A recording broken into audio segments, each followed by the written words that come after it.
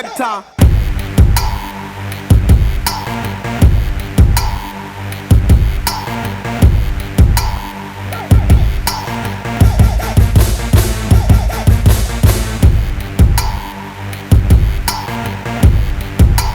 So what we're going to deal with now is the word understand, yeah, versus overstand. A lot of people like this word, a lot of people don't. But that is the word overstand. A lot of people like it, a lot of people don't like to use it. But at the end of the day, there's a lot of words in the dictionary what I don't like, and they've just been put in there, and I've got to use them because, you know, they're in the vocabulary of many people out there in the world, you know. So right now we're going to give meaning and reason to why the word overstand should be used, yeah? And it's very simple. First of all, when you look at the word understand, we have to make it clear that we're looking at a compound word. Compound meaning two words in one, yeah? The word compound means put together, yeah? Two things put together. So understand is a compound word, yeah? As well as overstand being a compound word.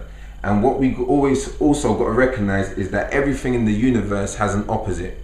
Whether we're talking male, yeah, up, yeah, hot, yeah, right, okay? Everything has its opposite.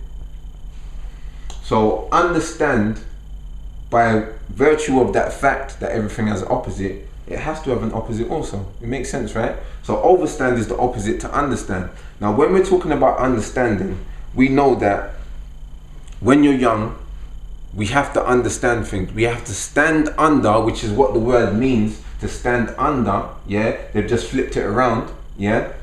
Meaning to be a student of whatever is being put in front of you, yeah? Person, place or thing, yeah? To be a student of it, to learn about it, yeah? To sit literally under it, okay? But there's a point where we grow up in life and we understand that there's a deeper meaning to things, yeah? We've got to get past understanding things now, and we've got to start overstanding things. We've got to give it a label. Everything has a label in this world, so we've got to give it a label. The label for that is overstanding. So basically, overstanding is this, yeah? There's two ways of doing this. Let's do it this way first. Is to know the 5 W's, yeah? The when, the why,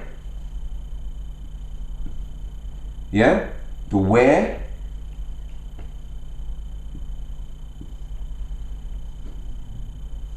the what,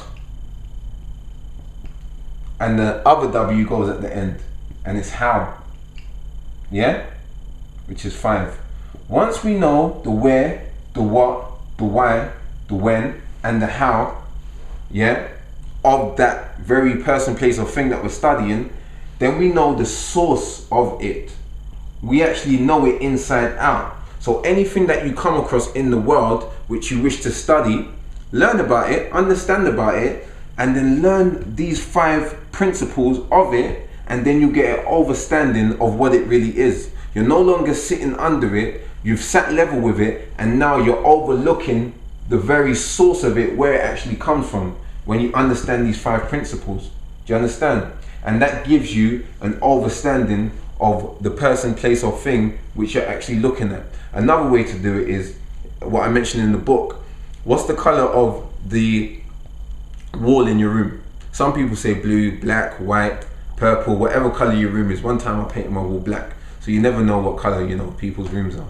But I would ask you, what color is your room? You would say whatever color it was, and I'll say, no, that's the color of the paint. What's the color of the wall? You would say, okay, that's a valid point. Okay, it's white because I helped my dad paint the wall. I would say, no, that's the color of the paint under the paint. What's the color of the wall? You'd have to say, I don't know, unless you help the builders actually put the house up and you know what color, yeah? Okay, in order to find out, we'd have to scratch past the surface, yeah? Which is what we're doing now in overstanding. You scratch past the surface, you get past the paint, you get to the wall. What's the wall made out of? I want you to go and look it up. I'm not going to tell you. It's in the book. You can buy the book and find out what is the wall made out of. You'll say, okay. And I'll say, then what's that made out of? Yeah? you would say da da da. You have to look it up or buy the book.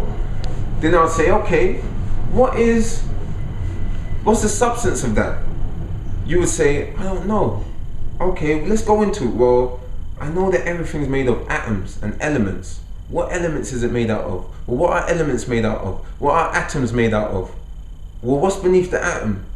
Well, you get what I'm saying? And you're asking questions and you're getting to the very source, yeah, of what it is that you're looking at. And that's what overstanding is about. Scratching past that surface. Do you understand? So that is what I would urge the listeners to do. Always go into the what, why, when, where, and how of whatever it is you're doing, and then you will have an overstanding which will give you a clear picture of what it is you're doing, and nothing can stop you when you know that. Yeah? So that ends our segment in overstanding and understanding. The book goes into it a bit more. Okay, you can buy it off Amazon. The ISBN number will come up on the screen, and thank you for listening.